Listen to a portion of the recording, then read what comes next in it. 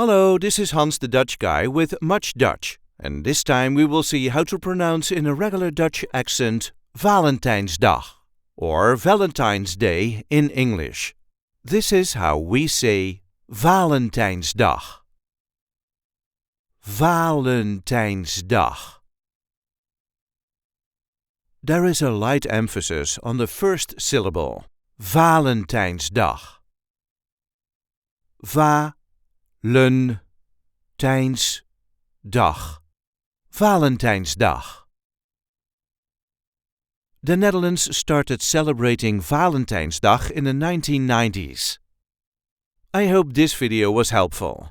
You can help us by liking it and by subscribing to our channel.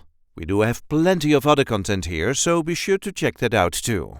And if there are any words you need help pronouncing in Dutch, just let us know in the comments. And we get that word on MuchDutch as soon as possible. Bedankt en tot ziens!